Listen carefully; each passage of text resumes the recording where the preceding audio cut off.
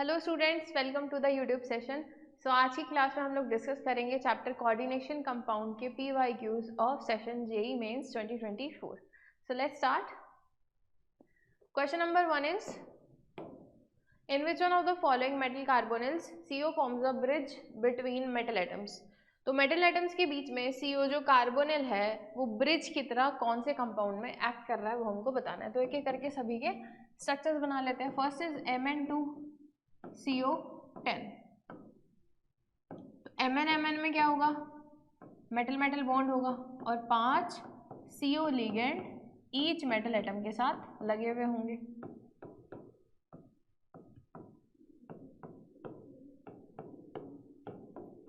ठीक है। Second is, तो इसके अंदर हमें कहीं पर भी ब्रिज में CO कार्बोनिल नहीं दिख रहा जो मेटल एटम्स को ज्वाइन करा रहा हो। कोबाल्ट 2 CO8, जिसमें क्या होगा, कोबाल्ट कोबाल्ट के बीच में मेटल मेटल बॉन्ड होगा। एक CO ऊपर ब्रिज में होगा, एक CO नीचे ब्रिज में होगा और 3 CO साइड में ईच मेटल एटम के साथ लगे होंगे। तो यहाँ पर मिल गया हमें कार्बोनिल ब्रिज में मिल गया जो कि 2 मेटल एटम्स के बीच में आ रहा है। ऑप्शन नंबर सेकंड में ही हमारा आंसर हमें मिल गया। Okay, next is the correct IUPAC name of K2MnO4। तो K2MnO4 जो है इसके अंदर हमारे पास K पे +1 टोटल +2 चार्ज होता है और MnO4 पर -2 चार्ज होता है, जिसमें मैंगनीज पर कितना चार्ज होता है +4 एंड इधर ऑक्सीजन पर टोटल -8। तो K के लिए पहले लिखते हैं पोटेशियम। पोटेशियम ऑक्सीजन कितनी बार है, 4 बार है, तो लिखेंगे tetra oxido manganate, manganate bracket में इसका ऑक्सीडेशन नंबर 6, हाँ +6 -8 टोटल -2, तो इसका नेम हो जाएगा potassium tetra oxido manganate +6। Option number second में करेक्ट गिवन है। Okay, next is question number 3 में क्या गिवन है, स्टेटमेंट्स हमको आइडेंटिफाई करनी है। First is ethane 1,2 diamine act as chelating ligand. बिल्कुल सही बात है, इथेन 1,2 डायमीन जो होता है वो as a chelating ligand act करता है। चिलेटिंग लिगेंड मीन्स चिलेशन के फिनोमिना को फॉलो करता है। ए स्टेटमेंट करेक्ट है।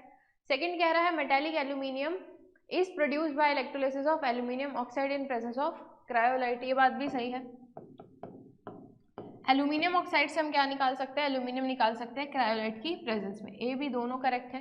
Third is cyanide ion is used as ligand for leaching of silver. Statement number third भी करेक्ट है।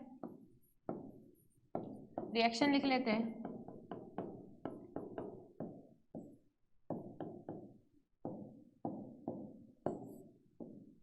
तो स्टेटमेंट नंबर थर्ड भी करेक्ट है, साइनाइड आयन जो है वो यूज होता है सिल्वर की लीचिंग के लिए। डी क्या कह रहा है, phosphine acts as ligand in Wilkinson's catalyst, जो कि रॉन्ग हो जाएगा।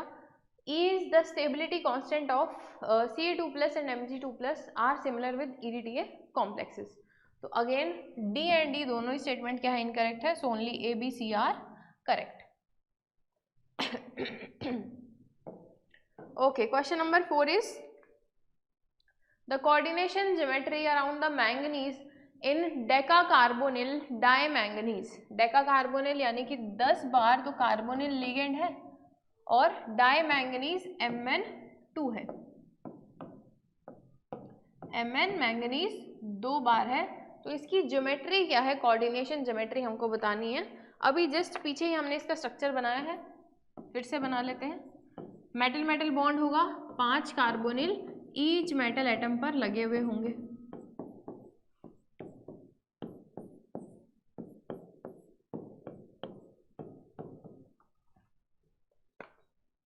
तो इसकी ज्योमेट्री क्या हो जाएगी, हर मैंगनीज ने कितने बॉन्ड बनाए, 1 2 3 4 5 6 बॉन्ड्स बनाए हैं, हेंस ऑक्टाहेड्रल ज्योमेट्री हो जाएगी। Option number third. Okay, question number 5 is, question number 5 में अगेन हमको क्या आइडेंटिफाई करना है, करेक्ट स्टेटमेंट्स आइडेंटिफाई करनी है। ठीक है, स्टेटमेंट नंबर फर्स्ट क्या कह रहा है, the strength of anionic ligands can be explained by crystal field theory. So जो अनायनिक लिगेंड्स की स्ट्रेंथ होती है, अनायनिक यानी कि जिनके ऊपर क्या होगा, अनायनिक लिगेंड जिनके ऊपर नेगेटिव चार्ज होगा, इनकी स्ट्रेंथ हम CFT से नहीं LFT से, लिगेंड फील्ड थ्योरी से एक्सप्लेन कर सकते हैं। Can be explain by LFT not by CFT। तो ये जो है गलत है। नेक्स्ट कह रहा है VBT does not give a quantitative interpretation of kinetic stability of coordination compound, जो कि बिल्कुल ही करेक्ट स्टेटमेंट है। स्टेटमेंट नंबर बी बिल्कुल ही सही है। सी क्या कह रहा है, C is hybridization involve in formation of NiCN4 2- complex. इसमें हाइब्रिडाइजेशन क्या रहेगी, निकाल लेते हैं। Cn जो होता है उस पर -1 चार्ज होगा, टोटल -4, बाहर -2 है, तो निकल पे कितना आ जाएगा, निकल पे आ जाएगा +2 चार्ज। और निकल +2 में, निकल जब +2 में प्रेजेंट है, यानी कि 2 इलेक्ट्रॉन इसने डोनेट कर दिए, तो निकल का नंबर क्या होता है, 3d8 होता है। 4s2 के 2 इलेक्ट्रॉन्स चले गए, 3d8 यानी D के अंदर इसके पास 8 इलेक्ट्रॉन्स बच जाएंगे। और Cn जो है, क्योंकि वो स्ट्रॉन्ग, पहले इसके इलेक्ट्रॉन्स फिल कर लेते हैं, 1 2 3 4 5 1 2 3 4 5 6 7 8। अब Cn जो क्योंकि स्ट्रॉन्ग फील्ड लिगेंड है तो क्या करेगा, पेयरिंग कराएगा। ठीक है, तो पेयरिंग करवा देते हैं, ये करा देते हैं इसकी पेयरिंग 1 2 3 4 5 1 2 3 4 5 6 7 8। तो एक बच गया D, ये आगे S, और फिर P में से 2 यूटिलाइज हो जाएंगी, तो DsP2 बिल्कुल करेक्ट है। DsP2 ही है हाइब्रिडाइजेशन, तो स्टेटमेंट नंबर सी भी जो है वो करेक्ट है। नेक्स्ट स्टेटमेंट नंबर डी में क्या कह रहा है, the number of possible isomers of cis PtC2En twice C2+ is 1। तो इसके 1 नहीं 2 पॉसिबल आइसोमर्स होते हैं, इसके 1 नहीं 2 पॉसिबल आइसोमर्स होते हैं। तो डी भी गलत है, ए भी गलत है, only B and C are correct. Hence option number 4th will be the correct answer. Okay, next question number 6. Select the option with correct property. तो 2 कंपाउंड्स दिए हमें, फर्स्ट इज NiCO4, ठीक है, next one is NiCl4 2-। Both are paramagnetic, both are diamagnetic, para है dia है वो हमको बताना है। ठीक है, तो फर्स्ट वन करते हैं, NiCO4। कार्बोनिल जो है न्यूट्रल लिगेंड होता है, तो Ni पे कितना चार्ज होगा, Ni पे 0 चार्ज होगा। यानी कि जब मैं बात करूँ तो निकल के पास 3d8 4s2 सारे के सारे इलेक्ट्रॉन्स प्रेजेंट होंगे, और जब कार्बोनिल आएगा तो ये इलेक्ट्रॉन्स क्या हो जाएंगे, पेयर हो जाएंगे। यानी कि हमें क्या देखने को मिलेगी, D10 देखने को मिलेगी। D10 फुल्ली फिल्ड है तो क्या बोलेंगे, डायामैग्नेटिक है, डायामैग्नेटिक है, एक भी अनपेयर्ड इलेक्ट्रॉन इसके पास प्रेजेंट नहीं है। ठीक है, उसके बाद बात करते हैं निकल Cl4 2- की। Cl पे -1 चार्ज होगा, टोटल -4, इधर +2, तो बाहर ब्रैकेट के -2 बचेगा। यानी कि अब निकल न्यूट्रल नहीं +2 स्टेट में है, निकल +2 स्टेट में है। +2 स्टेट में इसके पास क्या होगा, D में 8 इलेक्ट्रॉन होंगे, क्योंकि S वाले तो 2 जा चुके होंगे। D में 8 इलेक्ट्रॉन है और Cl हेलोजन है, तो वीक फील्ड है, वीक फील्ड लिगेंड है, हेंस इसकी पेयरिंग नहीं करा पाएगा। पेयरिंग नहीं करा पाएगा तो डी के अंदर इलेक्ट्रॉन्स कुछ इस तरीके से दिखेंगे हमें, 1 2 3 4 5 6 7 8। ये जो 2 इलेक्ट्रॉन हैं कैसे रहे होंगे, अनपेयर्ड रहे होंगे, क्योंकि वीक फील्ड लिगेंड है तो बाहर से ही पेयरिंग कर लेगा, अंदर आके पेयरिंग बाहर से ही जो है इसके साथ कोऑर्डिनेशन बॉन्ड बना लेगा, अंदर आके पेयरिंग नहीं करवा पाएगा। तो 2 अनपेयर्ड इलेक्ट्रॉन्स बच जाएंगे हमारे पास, n = 2, हेंस ये क्या बनेगा, पैरामैग्नेटिक स्पीशीज बनेगा। This will be paramagnetic species. तो NiCO4 जो है डायामैग्नेटिक है और NiCl4 पैरामैग्नेटिक है।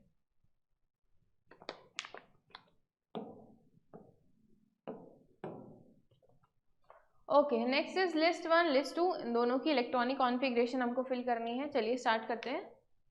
ए में क्या दिया है, CrH2O6 3+। H2O न्यूट्रल लिगेंड है तो क्रोमियम पे 3+ चार्ज आ जाएगा। क्रोमियम के पास D5 S1 D5 4S1 total 6 electron होते हैं आउटर में, तो 3 चले गए, कितने बच गए? D में 3 बच गए, D में 3 बच गए जो कि कहाँ जाएंगे? T2G में जाएंगे, T2G3 और EG में 0। नेक्स्ट B की बात करते हैं, तो B में है FeH2O6 whole 3+। Again water neutral ligand है, तो आयरन पे कितना चार्ज आएगा? 3+ आ जाएगा। आयरन क्या होता है? D6 4S2, 3 इलेक्ट्रॉन चले गए, तो D में कितने बचेंगे? 5 बचेंगे। Fe3+ D में 5 बचेंगे जो कि चले जाएंगे T2G और EG में, T2G3 EG2।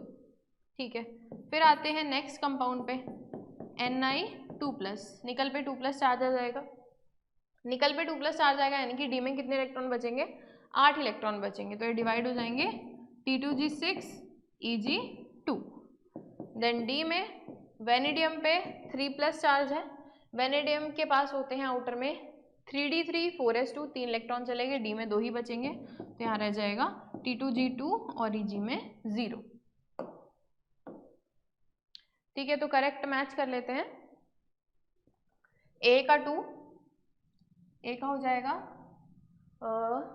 2, A का मैच है 2, B का मैच है T2G3 EG2, B का मैच है 3rd, एंड C का मैच है T2G6 4th, और D का मैच हो जाएगा 1st। A2 B3 C4 D1, option number 3rd। Okay, question number 8 is which of the following complexes homoleptic? Homoleptic species के बारे में बताना है। होमोलेप्टिक स्पीशीज क्या होती है, या फिर होमोलेप्टिक कॉम्प्लेक्सेस क्या होते हैं? Homoleptic complexes are compounds in which all the ligands attached to homoleptic complexes are compounds in which all the ligands attached to metal atom are same। सारे के सारे एक ही टाइप के ligands अटैच हों,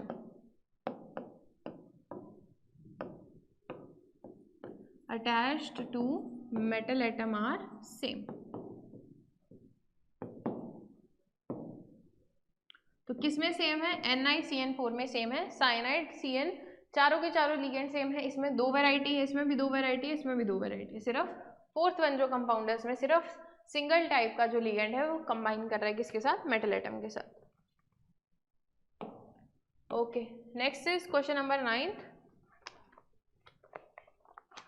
Question number 9 is statement 1. A solution of NiH2O6 2+ is green in color। तो check कर लेते हैं क्या ग्रीन इन कलर होगा। निकल पे कितना चार्ज आएगा? 2+ चार्ज आएगा, क्योंकि वाटर जो है वो न्यूट्रल लिगेंड है। तो निकल के पास 2+ में कितने इलेक्ट्रॉन्स बचते हैं? D में 8 इलेक्ट्रॉन्स बचते हैं, क्योंकि S के 2 चले जाते हैं। तो D8 को ड्रॉ कर लेते हैं। 1 2 3 4 5 6 7 8। तो यहाँ पे हमारे पास 2 अनपेयर्ड इलेक्ट्रॉन है। लिगेंड चेक करें तो वीक फील्ड लिगेंड है, यानी कि पेयरिंग तो नहीं करवा पाएगा, तो आउटर में ही कॉम्प्लेक्स बना लेगा। पेयरिंग नहीं करा पाएगा, यानी कि हमारे पास D में अनपेयर्ड इलेक्ट्रॉन है, खाली स्पेस भी है, तो DD ट्रांजिशन की कंडीशन जो है वो फुलफिल हो जाएगी। और जब DD ट्रांजिशंस होती हैं तो हमें कंपाउंड में कलर शो हो जाता है, यानी कि स्टेटमेंट 1 बिल्कुल करेक्ट है। जो सॉल्यूशन होगा NiH2O6 2+ आयन का वो ग्रीन इन कलर होगा, कलर शो करेगा। स्टेटमेंट 2 क्या कह रही है? स्टेटमेंट 2 क्या कह रही है? A solution of NiCN4 2- is colourless. ये कलरलेस है क्या? ये भी चेक कर लेते हैं। NiCN4 2-, निकल जो है इसमें भी +2 पर ही होगा, इसमें भी +2 पर होगा, D8 कॉन्फ़िगरेशन होगी। ठीक है बात, बट अब CN जो है वो क्या है? स्ट्रॉन्ग फील्ड लिगेंड है। CN जो है वो स्ट्रॉन्ग फील्ड लिगेंड है। स्ट्रॉन्ग फील्ड लिगेंड क्या करता है? आता है और अंदर वाले अनपेयर्ड इलेक्ट्रॉन्स की पेयरिंग करा के अंदर ही जगह बना लेता है, इनर ऑर्बिटल कॉम्प्लेक्स बनाने की पावर रखता है। तो जो स्ट्रॉन्ग फील्ड लिगेंड है वो क्या करेगा, आएगा पेयरिंग करवा देगा, पेयरिंग करवा देगा तो अनपेयर्ड इलेक्ट्रॉन बचेंगे नहीं, ना ही खाली ऑर्बिटल बचेगी, तो डी डी ट्रांजिशन हो नहीं पाएगी, डी डी ट्रांजिशंस हो ही नहीं पाएंगी, no D D transition can take place. अब डी डी ट्रांजिशन नहीं हो रही है तो कलर कहाँ से आएगा, नहीं आ पाएगा। वही बात स्टेटमेंट 2 कह रही है कि कलरलेस होगा। ठीक है, बात दोनों स्टेटमेंट्स ही क्या है, करेक्ट है बिल्कुल। Okay, question number 10th is CuNH3, CuF6 are respectively known as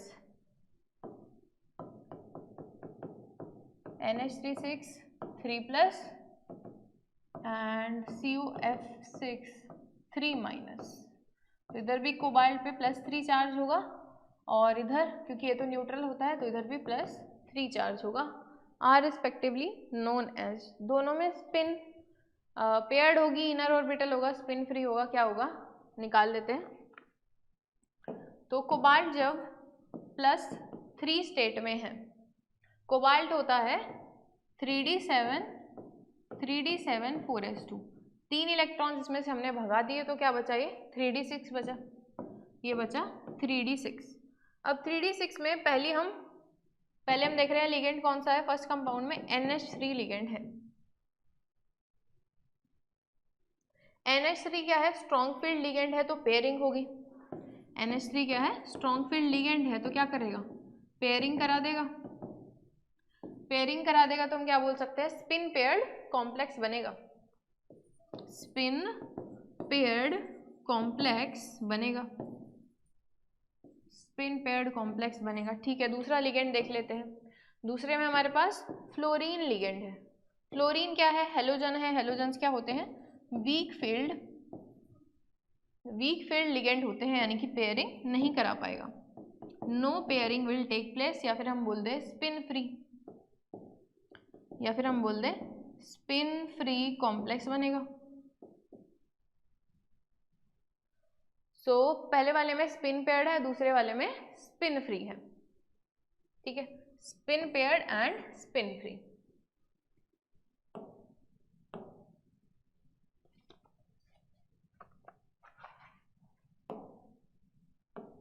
Okay, next is question number 11th. The correct sequence of ligands in the order of decreasing field strength.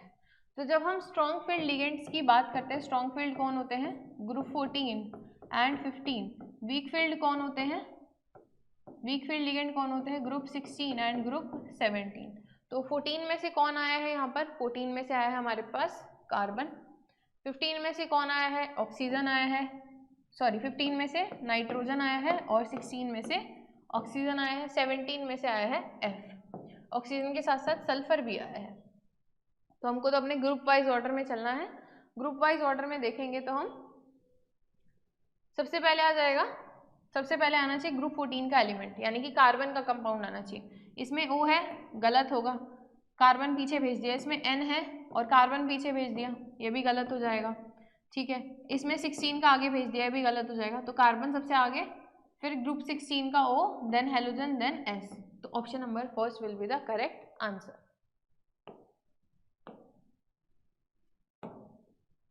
Next is question number 12. The number of complexes from the following with even number of unpaired d electrons. तो compounds बना लेते हैं। First is V पे 3+ होगा, Cr पे 2+ होगा, क्योंकि इस सब में H2O लिगेंड है और H2O न्यूट्रल लिगेंड होता है, तो ब्रैकेट के बाहर वाला चार्ज सीधा सीधा मेटल एटम पे लिख दो, Cu 2+ होगा। ठीक है, तो वेनेडियम 3+ में वेनेडियम के पास कितने इलेक्ट्रॉन्स बचेंगे, वेनेडियम 3+ में वेनेडियम के पास, वेनेडियम होता है 3d3 4s2, तो 3 चले गए, यानी कि D में 2 इलेक्ट्रॉन बच गए और 6 लिगेंड्स आ रहे हैं सामने से। तो हमारे पास, हाँ, तो हमारे पास हाइब्रिडाइजेशन क्या हो जाएगी, हमारे पास हाइब्रिडाइजेशन हो जाएगी D2sp3, D2sp3। तो हमारे पास D, यहाँ पे हमारे पास V3+ में D के अंदर 2 इलेक्ट्रॉन्स बचते, दोनों के दोनों कैसे रह जाएंगे, अनपेयर्ड, तो N = 2 आ जाएगा। देन अगले पर चलते हैं, Cr+2 में, Cr+2 में D के अंदर 4 इलेक्ट्रॉन्स होंगे, डी के अंदर 4 इलेक्ट्रॉन्स होंगे यानी कि n इज इक्वल्स टू 4 और H2O वीक फील्ड है, पेयरिंग तो करवा नहीं पाएगा तो बाहर से ही क्या करेगा, कंपाउंड बना लेगा, तो इसकी हाइब्रिडाइजेशन भी क्या होगी, sp3d2। नेक्स्ट चलते हैं आयरन पे, Fe किस पर है, Fe+3 पर है। Fe+3 में आयरन के पास कितने इलेक्ट्रॉन्स बचेंगे, 5 इलेक्ट्रॉन्स बचेंगे, डी में 5 और 5 के 5 ही क्या होंगे, अनपेयर्ड होंगे क्योंकि H2O तो क्या है, H2O वीक फील्ड लिगेंड है तो बाहर से ही कंपाउंड बना लेगा। अगेन हाइब्रिडाइजेशन क्या होगी, sp3d2। ठीक है, फिर नेक्स्ट पे चलते हैं निकल पे, निकल+3। निकल+3 में निकल के पास डी में 7 इलेक्ट्रॉन्स होते हैं। ठीक है, डी में 7 इलेक्ट्रॉन्स, तो अनपेयर्ड इलेक्ट्रॉन कितने बचेंगे हमारे पास, 3 अनपेयर्ड इलेक्ट्रॉन बचेंगे और अगेन H2O जो है वो बाहर से ही पेयरिंग कर लेगा, तो हाइब्रिडाइजेशन क्या होगी हमारे पास, sp3d2। ठीक है, नेक्स्ट आ जाते हैं कॉपर 2+ पे। ठीक है, कॉपर 2+ पे, कॉपर 2+ में कॉपर की कॉन्फ़िगरेशन होती है D10 4s1, 2 इलेक्ट्रॉन चले गए यानी कि डी पे 9, तो अनपेयर्ड इलेक्ट्रॉन कितना बचेगा हमारे पास, एक ही अनपेयर्ड इलेक्ट्रॉन बचेगा। अगेन H2O वीक फील्ड है तो बाहर से ही जो है पेयरिंग कर लेगा मेटल एटम के साथ, तो sp3d2। तो हमसे पूछा गया है कि इवन नंबर में डी के अंदर इलेक्ट्रॉन्स, अनपेयर्ड इलेक्ट्रॉन्स होने चाहिए, तो एक तो n is equals to 2 even है, n is equals to 4 even है, बाकी तीनों क्या है, ओड है, तो सिर्फ 2 ही कंपाउंड ऐसे हैं जिनमें डी के अंदर अनपेयर्ड इलेक्ट्रॉन जो है इवन नंबर में बच रहे हैं। Okay, next question number 13 is if an iron 3 complex with the formula has no electron in its EG orbital then the value of x+y, यानी कि लिगेंड्स कितने कितने अमाउंट में जुड़े हुए हैं। तो अगर मैं बात करूं Fe किस पर है, 3 पर है, NH3x है और Cn क्या है, y अमाउंट में है। ठीक है, has no electron in its EG orbital, EG में इसके पास ऑर्बिटल, ईजी ऑर्बिटल में इसके पास इलेक्ट्रॉन है ही नहीं, तो हमको x और y की वैल्यू बतानी है। ठीक है, आयरन पे +3 कब आएगा, क्योंकि NH3 तो क्या है, न्यूट्रल लिगेंड है, तो चार्ज शो ही नहीं करेगा, न्यूट्रल लिगेंड है। NH3 क्या है, न्यूट्रल लिगेंड है। और Fe की अगर मैं बात करूं, Fe क्या होता है, 3d6 4s2, 3d6 4s2 होता है। और जब हम देख रहे हैं आयरन में से 3 इलेक्ट्रॉन चले गए तो इसके पास कितना बचेगा, ये बच जाएगा 3d5 और इसमें 0, 3 इलेक्ट्रॉन्स चले गए। अब ये किस पर है, 3d5 पर है। अब 3d5 पर है और ब्रैकेट के बाहर क्या है, -1 चार्ज है और NH3 तो कोई भी चार्ज फर्निश करता ही नहीं है, तो यानी कि Cn पे, और कैसा कंपाउंड होगा ये, ऑक्टाहेड्रल कंपाउंड होगा, ऑक्टाहेड्रल कंपाउंड होगा तो NH3 कितनी टाइम्स आया होगा, 2 टाइम्स आया होगा, x is equals to 2 and Cn कितने टाइम्स आया होगा, 4 टाइम्स आया होगा, y इज इक्वल्स टू 4। तो दोनों का सम पूछा है हमसे, x plus y is equals to 2 + 4 is equals to 6, so answer हो जाएगा 6, answer will be 6। Okay, next question number 14 is first row transition metal in its +2 oxidation state has a spin only magnetic moment value 3.86, the atomic number of the metal is। तो first row 3D series की बात की गई है। 3D series के elements अगर हम देखें +2 स्टेट पर, तो Ti+2 होगा एक, तो हमारे पास Ti+2 में कहाँ चला जाएगा, 3D2 पर चला जाएगा। एक वैनेडियम +2 होगा, 3D3 पर चला जाएगा। ठीक है, और क्योंकि कैंडियम तो +2 शो ही नहीं करता है, क्रोमियम +3 शो करता है, +2 शो ही नहीं करता है। और कौन कौन +2 शो करता है, मैंगनीज +2 शो कर देता है, तो +2 पर ये 3D5 पर होगा। और कौन शो कर देता है, Fe+2 शो कर देता है, तो एक इस पर होगा, 3D6 पर होगा। अब इनमें से अगर हम किसी की मैग्नेटिक मोमेंट निकालें, मैग्नेटिक मोमेंट निकालें और क्या आए हमारे पास, मैग्नेटिक मोमेंट म्यू की वैल्यू आ जाए 3.83, तो वो अनपेयर्ड इलेक्ट्रॉन कितने होंगे, 3 होंगे, n इज इक्वल्स टू 3 होगा, तो मैग्नेटिक मोमेंट अराउंड 3.83 आ जाएगी। हेंस आंसर क्या हो जाएगा, वेनेडियम। वेनेडियम का एटॉमिक नंबर कितना होता है, 23 होता है।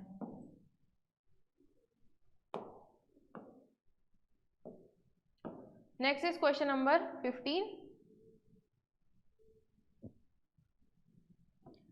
CO कोबाल्ट H2O6 3+ कंपाउंड में हमको क्या बताने हैं, अनपेयर्ड इलेक्ट्रॉन बताने हैं डी में। तो कोबाल्ट किस पर होगा, +3 स्टेट पर होगा। ठीक है, कोबाल्ट की कॉन्फ़िगरेशन क्या होती है, D7 3D7 4s2, 3 इलेक्ट्रॉन इसमें से चले गए। अब क्या बचेगा, ये बचेगा 3D6। तो अनपेयर्ड इलेक्ट्रॉन चेक कर लेते हैं इसके,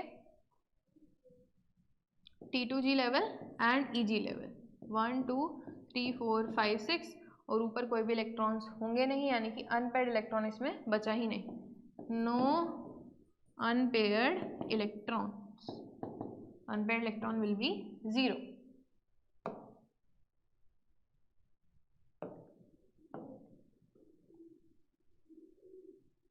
Which one of the following complexes will exhibit the least paramagnetic behavior? सबसे कम पैरामैग्नेटिक बिहेवियर किस में होगा, निकाल लेते हैं।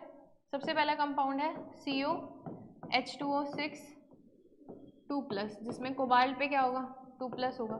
सब में वाटर ही है तो सेम ही लिख देते हैं, चार्ज जितना ब्रैकेट के बाहर है। Fe2+, manganese 2+ and Cr2+। तो कोबाल्ट +2 में किस पर होता है, कोबाल्ट +2 में D7 पर होता है, जिसमें किसके पास अनपेयर्ड इलेक्ट्रॉन्स कितने होते हैं, 3 होते हैं, n = 3। Fe2 में अनपेयर्ड इलेक्ट्रॉन्स कितने होंगे, 4 होंगे, n = 4। मैंगनीज में अनपेयर्ड इलेक्ट्रॉन कितने होंगे, 5 होंगे।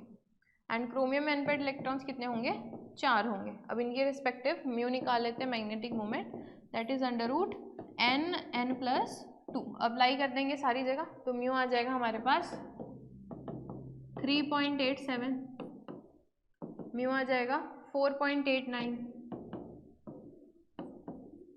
5.92 एंड म्यू विल बी 4.89। वैसे भी n की वैल्यू जिसमें सबसे स्मॉल, वही क्या शो करेगा, वही क्या शो करेगा, सबसे लो मैग्नेटिक मोमेंट शो करेगा। तो cobalt 2+ will be the answer, जो कि गिवन है फर्स्ट ऑप्शन में। ठीक है, question number 17, the correct order of ligands arranged in increasing field strength. तो अगेन फील्ड स्ट्रेंथ की बात की है तो सबसे ज़्यादा स्ट्रॉन्ग फील्ड कौन शो करते हैं, group 14, then group 15, then group 16 and then group 17। तो चेक कर लेते हैं, CN आगे है लेकिन 17 का हेलोजन आगे कर दिया, फिर 16 का O, जो कि गलत ट्रेंड होगा। उसके बाद NH3 आगे है, ठीक है। उसके बाद F को आगे आना चाहिए था लेकिन Br और I को आगे कर दिया, ये भी रॉन्ग हो जाएगा। नेक्स्ट इज 15 आगे, फिर 16 ग्रुप का O, देन 17 के हेलोजन्स, करेक्ट है सीक्वेंस। फोर्थ में क्या है, NH3 को आगे कर दिया, ग्रुप 15 का नाइट्रोजन आगे है बट कार्बन को पीछे कर दिया, जो कि बिल्कुल गलत सीक्वेंस है। So option number 3 is correct, NH3 फिर H2O फिर F- एंड देन Br-। 18 में बात करते हैं, the metal atom present in the complex MABXL where ABXL are unidentate ligands and M is metal involves sp3 hybridization, the number of geometrical isomers exhibited by the complex is। तो हमें क्या दिया है, MABXL, और सबसे बड़ा hint क्या दे दिया, sp3 हाइब्रिडाइजेशन है। sp3 हाइब्रिडाइजेशन यानी कि टेट्राहेड्रल, और टेट्राहेड्रल जो है GI शो करता ही नहीं है, tetrahedral do not show GI। तो आइसोमर कितने होंगे, 0।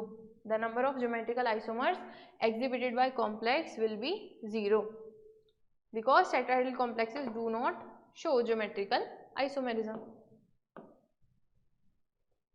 ओके, तो आप चाहते हैं कि आपकी जो जे मेंस की प्रैक्टिस है वो बूस्ट हो, तो आप परचेस कर सकते हैं करियर पॉइंट का रैंकर्स पैकेज, जिसके अंदर आपको मिलते हैं 3000+ क्वेश्चंस, जो कि आपके रैंक को इम्प्रूव करने में हेल्प कर सकते हैं। नेक्स्ट इज जो हमारी PYQ सीरीज चल रही है 2024 की, इसके सारे के सारे क्वेश्चंस एक ही जगह अवेलेबल हो विद डिटेल सॉल्यूशन, तो आप परचेज कर सकते हैं PYQ की बुकलेट, जो कि अवेलेबल है तीनों सब्जेक्ट्स के लिए। दोनों बुक्स का लिंक आपको मिल जाएगा डिस्क्रिप्शन बॉक्स में. Please check it out and thank you so much for watching the video. Please do like, share and subscribe.